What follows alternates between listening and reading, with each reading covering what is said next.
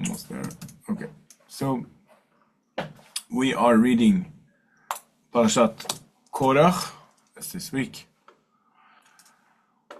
and Korach begins. First, I want to say hi to people, to everyone. Let's begin there. That's a better place to begin rather than Korach. Hi, everyone. Good evening. My name is Michael. I'm the rabbi of the community in Oslo, and I'm very happy and amazed that you show up on a Wednesday evening with finding this more valuable than the football game, which is remarkable. So thank you very much for that. We're going to learn a bit about Korach.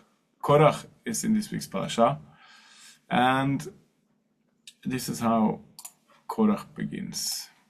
I just need to share my screen.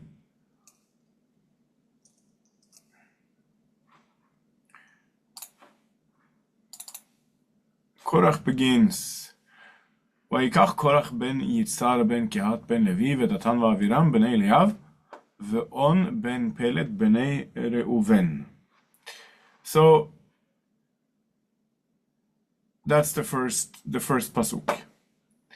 Now, when we study Torah, then it's always important to keep in mind, even though we very much enjoy answers, we have to keep in mind that the questions are more important. So I'm going to now ask you a question. You're going to get a few seconds to think about this, but not too many, because that just gives us this awkward silence. So to avoid an awkward silence, I'd appreciate if someone would just say something. It might be wrong, but that's okay. But I don't want any answers. But before we do anything, it's worthwhile seeing if we can come up with some questions. So the first pasuk reads, now Korach, son of Yitzhar, son of Kehat, the son of Levi, he, in English it says, betook himself, but it's the literal translation is that he took, Korach took, along with Datan and Aviram, who are the sons of Eliav, and On, who's the son of Pelet, descendants of Reuven. And they took, they, descendants of Reuven, they went to rise up against Moshe together with certain other Israelites, 250 of them, chieftains of the community, chosen in the assembly, men of repute. Okay, so that's the two first psukim. Now, my question to you is, can you come up with any questions to these two psukim? Is there anything that's unclear? Is there anything that you think warrants a question?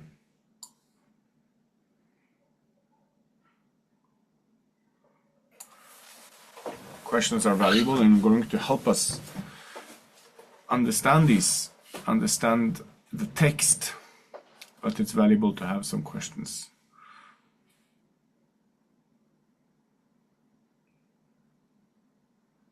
So if you have questions to the first two sentences here, then please just shout out.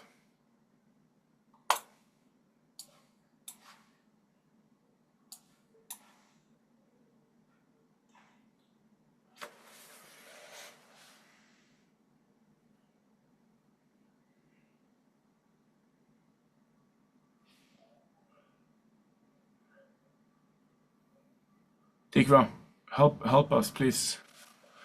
Help us out of this awkward silence, Tikva. Come up with a question. I don't know, but it comes in my mind about the word himself. Why is in the text himself? Who? You understand what I mean? Why is that is two times or only one time? They took himself. Very good. Thank you so much. This is the main question. Very good. That's exactly it. So, or there might be other questions. So, Tikva, for example, do you know who Korach was? Yes, he was a Levi, Okay, good. and Now, what about On Ben Pelet? no, I don't remember. Really good. So that's the question. So now you can ask, who is On Ben Pelet?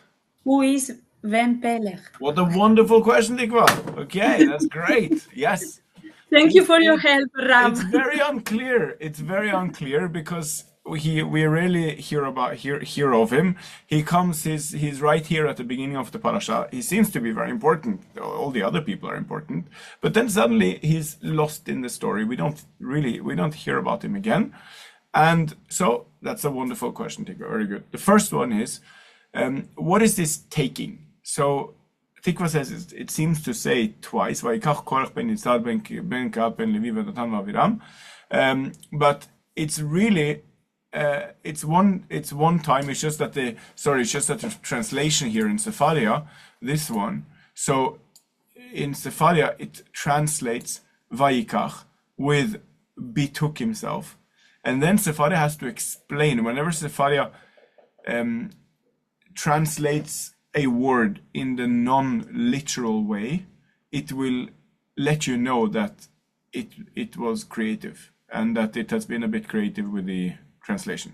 So it's betook himself is a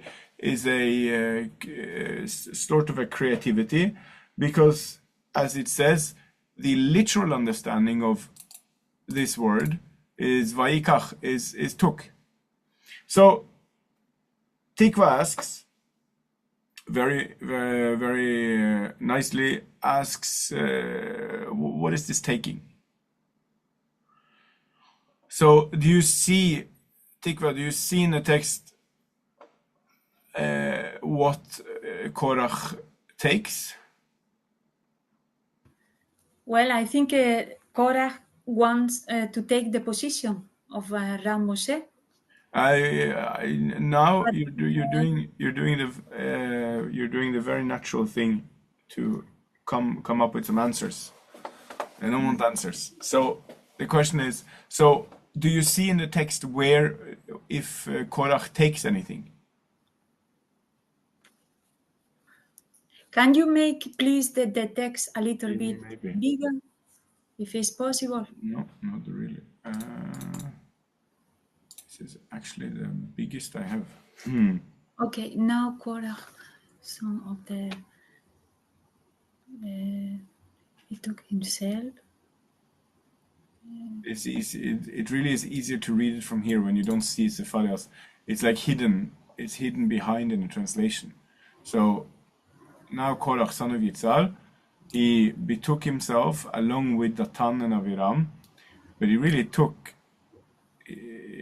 Korach. Means that Does it say what he took? No, is himself. Okay. I don't understand really, because himself means that Excellent. nobody he wants to start the rebellion or himself. No, Right. but in the language of the Tanakh, many times when you say take, you mean take with him other persons. That's many times the meaning. Okay. Gather with him. Very good. So let's see what people think it means, since Arad joined in about what it might mean. So Rashi has one explanation. He says he betook himself on one side with the view of separating himself from out of the community, so that he might raise a protest regarding the priesthood to which Moshe had appointed his brother. So here, what Rashi believes this means is that Korach really, it means that he took himself away from the others. That's what it means.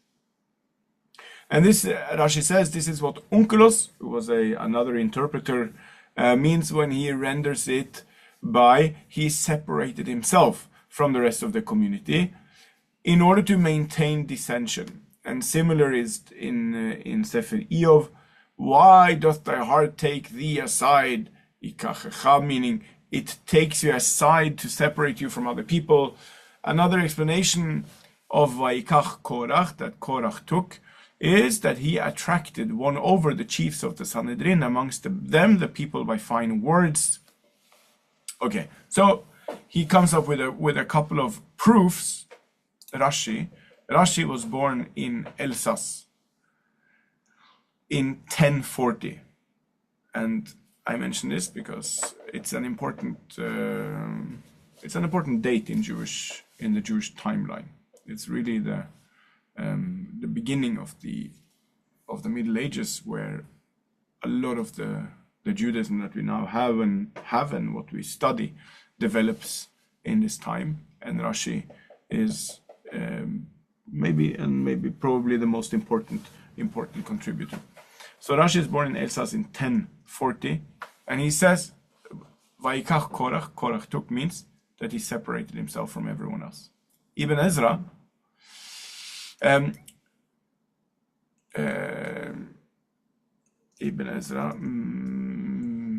maybe born in 1160, if I'm not mistaken. Hang on, that I have to check.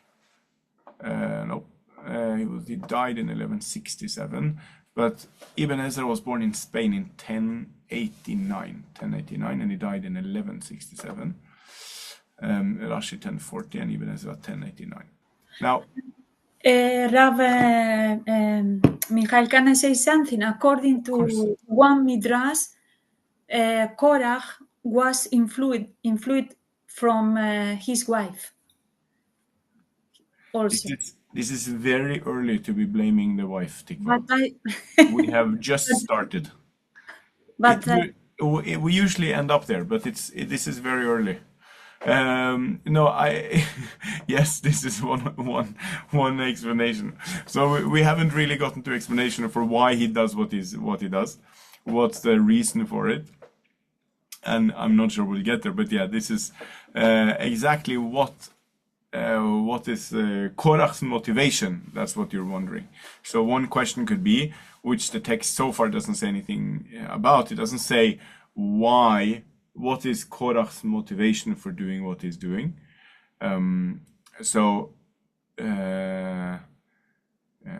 Yeah, and about blaming the wife, there is a wonderful book that we'll be learning in Norwegian in the Shiur tomorrow. A wonderful book written by Gila Fine called A Mad Woman's in the Rabbi's Attic, where she goes through stories in the Talmud about wives that have been blamed for all kinds of things. So this is really on the topic that you mentioned, Tikva. So I can recommend that book if anyone is interested in that. Now, let's see if we get there, okay? But first I want to get to the Midrash, explaining what Korach took. Ibn Ezra, born in 1089 in Spain, says that now Korach took. This is short for now Korach took men. Compare, which means that he finds the proof for this in the book of Shmuel. There are many such instances in Scripture. Rabbi Yonah says that the meaning of now Korach took is now Korach took himself to rise against Moshe. So one option, Ibn Ezra, he says it could mean that he took men in order to rise up against Moshe, or he took himself. So he either takes men or he takes himself in order to start this rebellion. Now, this is different from Rashi. Rashi, who was born in 1040, he says that what it means is that they took themselves and separated them from themselves, from the others, or from Moshe. So these are two opinions in order to explain the first word of the parasha on Shabbat. So here's another possibility. In the Midrash, in Midrash Tanchuma, we read, and Korach took. What parasha precedes this episode? So here, the Midrash immediately, what it tells us is that it tells us the methodology. That means which tool is it using in order to understand the text in the Torah. And the interpretive tool that it is using is what comes before the word that we want to explain. The word we want to explain is Vayikach Korach, Korach took. And in order to understand that, says the Midrash, we need to move back a bit and see what came before. What came before was Daber el Bnei Yisrael v'nata alehem v'asur lahem tzitzit al kanfei v'gdehem ledorotam v'natnu al tzitzit hakanaf betil techelet, that speak to the Israelite people and instruct them to make for themselves fringes on the corners of their garments throughout the ages. Let them attach a cord of blue to the fringe at each corner. That shall be your fringe. Look at it and recall all God's commandments and observe them, so that you do not follow your heart and eyes in your urge to stray. Thus you shall be reminded to observe all my commandments and to be holy to your God. I am the eternal your God, and you brought you out of the land of Egypt to be your God, I your eternal God. So this is the end of Shema Israel that we read last week. And the Midrash says, you want to understand what it means that Korach took? Well, you have to go back a bit and you have to read about tzitzit. Korach stepped forward, turning to Moshe. You say, put on the fringe a thread of blue, which is called tchelet. This is the one part of the tzitzit that many has on their talit. One of the fringes, or some of the fringes are blue, which is called tchelet. What about a garment? Put on the fringe a thread of blue wool. What about a garment that is itself a blue color? Would it not be exempt from the blue thread on the tzitzit? So, okay, Korach has a question. Quite complicated question. And Korach turns to Moshe and says, this is an interesting halacha that you just told us, but I'm not really convinced. Because what about let's say a talit that is all tchelet? Would you need the tzitzit to be tchelet as well? And Moshe replied, it is obligatory to have the blue thread. Must have a tchelet. Said Korach to Moshe, a garment which is all blue is not exempt, and 4 meager threads do the trick. So Korach says that this doesn't make any sense. You want tchelet, says Korach. Fine, we understand that you want tchelet. But, he says, let's say that I have a huge garment, 2 meters times 2 meters big.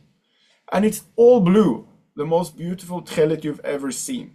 So Korach says, why do I need these tiny blue threads on this 2 times 2 meter big garment that is all out of tchelet? That should be enough. In what world does it help, says Korach? In what world does it help that these fringes are also blue? This is the best that I can explain Korach's question. Now, I need to hear from you. If anyone would like a better explanation, or would like the explanation again, or did everyone understand Korach's protest question to Moshe?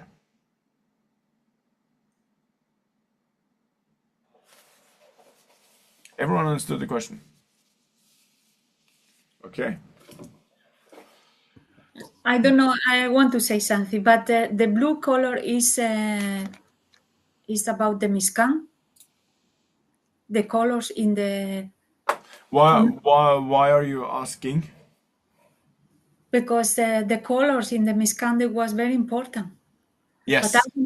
Yes. So the blue color is very important in. Yeah. I don't know. It's going in my mind about the blue color in the Mishkan. Okay. Yeah. But so far in the Midrash, the reason why I ask you is because so far in the Midrash, the meaning of the reason for why we have tchelet isn't really important yet, at least not yet. Okay, so what's important now is simply that Korach is pointing out something illogical in Moshe's commandments. or at least the commandments that he's giving on behalf of God. But he's providing a protest or a counter argument to Moshe's instructions, which is really the reason why he's doing this is because he's trying to in a way belittle Moshe. He's trying to show everyone that Moshe is not really the great leader that everyone thinks he is, and he's now asked you to do something which doesn't make any sense. That's the purpose here. That's why I want to hold on to the meaning of Tchelet, because it might confuse us even more than what I'm currently doing at the moment. So Moshe is now faced with Korach, who says your instruction is silly, because everyone would agree with me that if I have a huge carpet or a huge shawl that is everything is blue, everything is tchelet, then according to your instructions I need to also put on these tiny small threads that are also tchelet, and that's why the Midrash says that Korach sort of rebelled in this way. Then, because Korach having also a great position, also and he want to show, like you say, that he's the right one. He at least wanted some leadership position. That's clear. Yeah. And then Korach attacks again, and he says, a room full of Sifrei Torah, would it need a mezuzah? A room full of Sifrei Torah, would it need a mezuzah? And Moshe answered yes, in the affirmative. It does need a mezuzah. Korach replied, the Torah contains 275 sections, and they are not enough to fulfill the house's obligation to have a mezuzah. But these 2 sections written in the mezuzah scroll will fulfill the obligation for the entire house. And again, Korach is trying to belittle Moshe's leadership, undermine it. I mean, it's trying to undermine the leadership of Moshe by pointing out that Moshe's instruction doesn't make any sense. He says, in order to fulfill the obligation of mezuzah in one's home, Korach says, according to what you're telling us, Moshe, we need a mezuzah which contains only a few sections, 2 sections of the Torah. Here I have a room, it's full of Sifrei Torah, and these Sifrei Torah are 275 sections. And you're telling me that no, that's not enough. What you need is this little thing with only 2 sections. The big thing with 275 sections, that's not enough. That's an undermining of Moshe's leadership. That's the whole Midrash. I have a question. Why 275? Difficult. Good question. Where does he get the number from? That's the question. Yes. I don't know, actually. Good question. Well, I will see. I like it. Well done.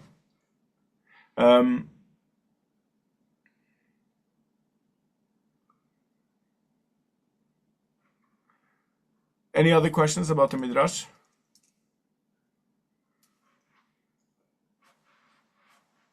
No. And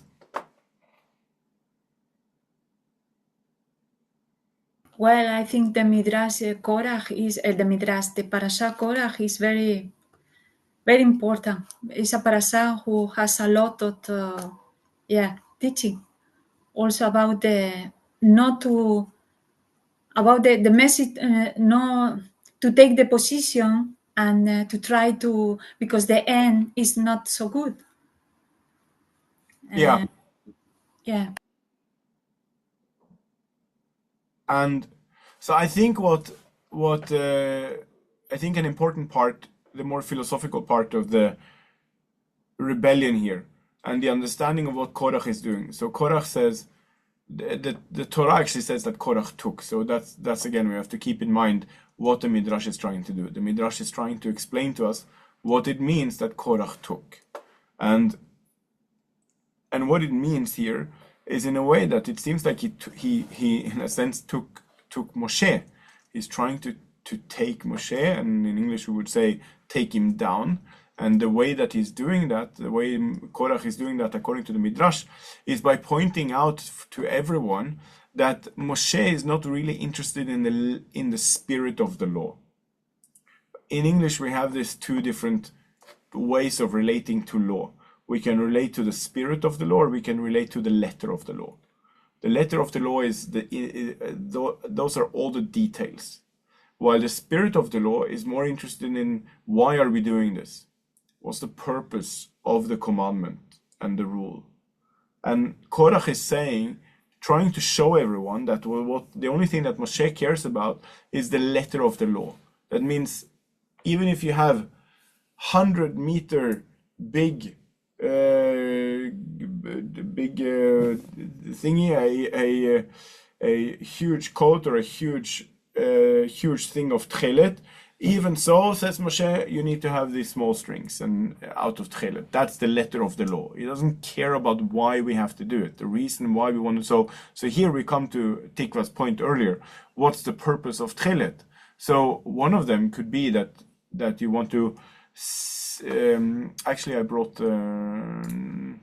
Actually, I have one explanation here which might help from Yeshayahu Leibovitz. Professor Yeshayahu Leibovitz was an Israeli thinker, and he says that the connection between Tzitzit and Korach, which the Midrash is making, is, and you will see them, that Tzitzit, and remember all the commands of God, not straying after your heart or your eyes, in order that you may remember and perform all my command, and you will be holy to the Lord.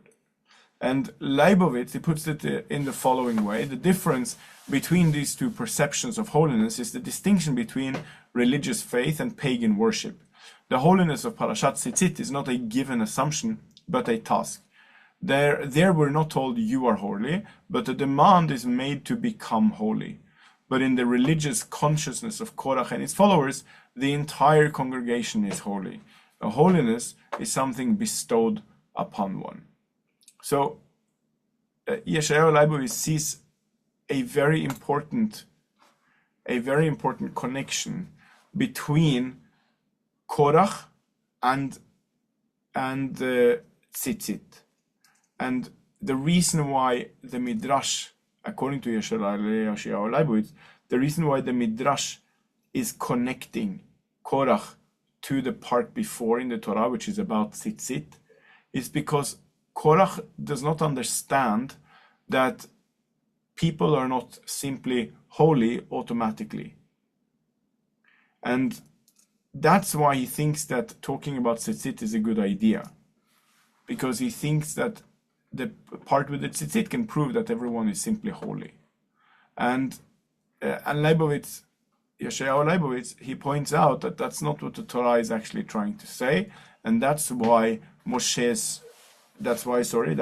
Korach's rebellion ultimately fails, is because this Jewish culture isn't actually interested in everyone automatically having holiness and being holy, but rather that this is something that everyone has to strive for. So this is one interpretation of the Midrash, and again the Midrash is trying to explain again the first word in the Torah, in the parasha, Vayikach Korach, that Korach took. What did it take?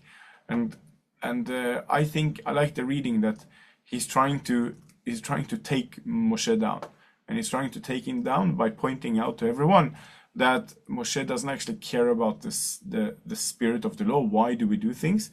He only cares about the letter of the law, and that's not the way to relate to mitzvot, and that's not the way to relate to God, which I absolutely I think that Moshe would agree to that, and I don't think that he agrees that that's what he's doing. But But this is ultimately also what Korach comes up with as an argument for his own leadership and why Moshe should lose his leadership role. And that is that the whole community is holy. That is Korach's ultimate argument. Everyone is holy. So there's no reason why Moshe should have this exalted position.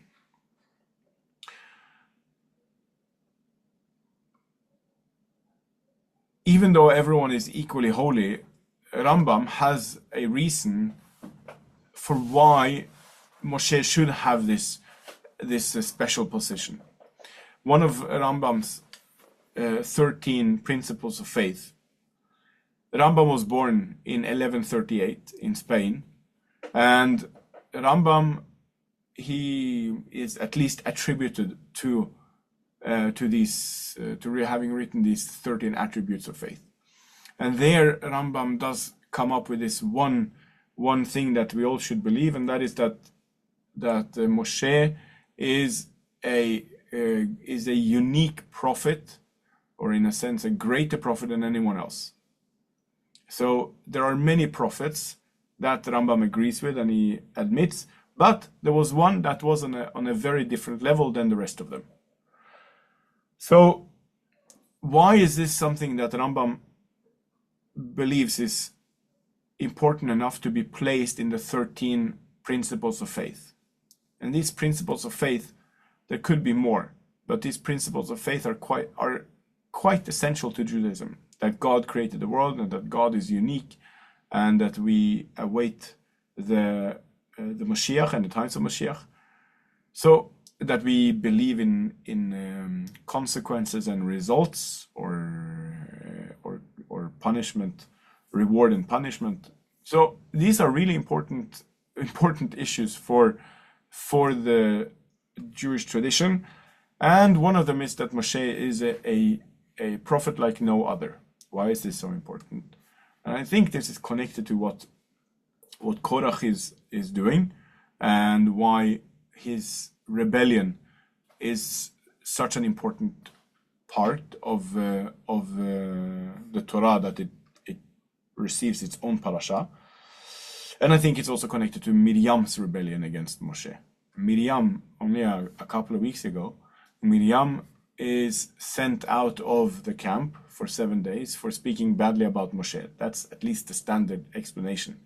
She speaks badly about Moshe, what we call Lashon Hara, and therefore she's punished by being sent out of the camp for 7 days. Rambam does not believe that this is the case.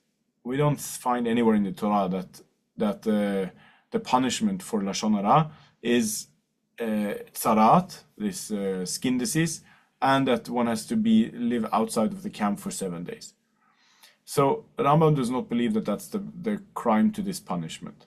The crime, sorry, that's not the punishment to this crime. The crime that Miriam did, according to Rambam, was that she undermined as well Moshe's position in the Jewish tradition and the Jewish history. And she said, well, aren't we all prophets? And Korach is now coming next week to say, we're all holy. So what's going on here? Why do we have this hierarchy? And Miriam did a very similar thing, at least. She said, we're all prophets. So how come you, Moshe, should have this special position? And Rambam comes along in 1138 when he's born, and he says, yes, that's exactly what we need to believe. That's exactly part of the Jewish tradition. And the reason, why is that? So I think the reason is because it protects the revelation that Moshe had at Har Sinai. If Moshe is a special prophet, then the communication that Moshe had with God is of a different quality than every other communication. So we don't deny that Miriam also communicated with God. She certainly did as a prophetess. She certainly did, and other prophets communicated with God as well. But the communication that Moshe had with God is of a different and a unique character, and that protects the revelation story that we read about on Har Sinai, that Moshe received the Torah, both the written Torah and at least parts of the oral Torah from God. And that, according to me, is a fundamental belief in the Jewish tradition. And I think these two stories comes to highlight that whenever anyone tries to undermine Moshe's communication with God, then there is a severe punishment for that. And that punishment, in order to understand the punishment, one has to understand what crime was committed. And I think here one way to see this is through Leibovich's understanding of the Midrash. One way to understand this is also in the light of the story of Miriam, that undermining Moshe's communication and relationship to God undermines the whole Jewish tradition. And I think in that way we're better able to understand the Midrash and understand the punishment that Korach and his rebellion received. I have a question. I try to find out why the Torah gives a parasha to Korach. Why we have Korach? The name? To Korach, to this man, to this. Yeah, this is. I don't know. I don't know enough about who set all the names and whether there's the logic behind them, because this is a later invention, right? The Torah didn't come with all of these different parshiot divided. So this is something that we have done later, and the name, when the name came about, I don't know. I don't know either. Another good question. You're on fire tonight, Tikva. Very good. Well, אני אוהבת תורה. Very good. And I think that's very nice closing words. Hey guys, thank you very much for coming. Wednesday evening, learning Torah. Really, yashar koach, and thank you very much. Thank you. Bye. Bye, everyone.